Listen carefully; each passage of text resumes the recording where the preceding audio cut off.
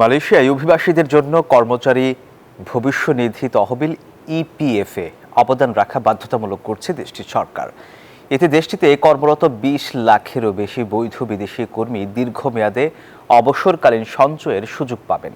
মালয়েশিয়ার শ্রমবাজারের ন্যায্যতা প্রতিষ্ঠা করার লক্ষ্যেই এমন সিদ্ধান্ত নিয়েছে কুয়ালালামপুর। এমন তথ্য জানিয়েছে মালয়েশিয়া গেজেট।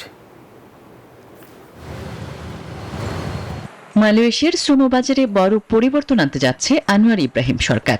দেশের সামাজিক সুরক্ষা এজেন্ডাকে শক্তিশালী করতে চলতি অক্টোবর থেকেই বিদেশি কর্মীদের জন্য কর্মচারী ভবিষ্যনিধি তহবিল ইপিএফে অবদান বাধ্যতামূলক করা হচ্ছে। নতুন নীতিতে ইপিএফে কর্মচারী ও নিয়োগকর্তা উভয়কে মাসিক বেতনের 2% করে দিতে হবে। এটি বিদেশি কর্মীদের জন্য দীর্ঘমেয়াদে অবসরকালীন সঞ্চয়ের সুযোগ তৈরি করবে। এক প্রতিবেদনে এ তথ্য জানিয়েছে মালয়েশিয়া গেজেট। তবে শর্ত রয়েছে, অভিবাসী কর্মীদের বৈধ পাসপোর্ট ও মালয়েশিয়ার ইমিগ্রেশন কর্তৃপক্ষের অনুমোদিত ওয়ার্ক পাস থাকতে হবে। অক্টোবরের বেতন থেকে এই নীতি কার্যকর হবে। নভেম্বর থেকেই শুরু হবে ইপিএফে জমা।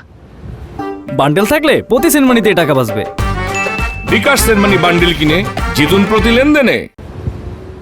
বিশেষজ্ঞদের মতে এই পদক্ষেপ মালয়েশিয়ার শ্রমবাজারে ন্যায্যতা প্রতিষ্ঠা করবে। নতুন নীতি কার্যকর হলে প্রায় ২০ লাখেরও বেশি বৈধ বিদেশি কর্মী এই সুবিধা পাবেন। যদিও গৃহকর্মীরা এই সুবিধার আওতায় পড়বেন না। তবে বাস্তবায়ন প্রক্রিয়ায় নিবন্ধন জটিলতা ও অবদানের স্বচ্ছতা নিয়ে কিছু চ্যালেঞ্জ থাকবে বলে মনে করা হচ্ছে। আসমাতুলি, নিউজ 24।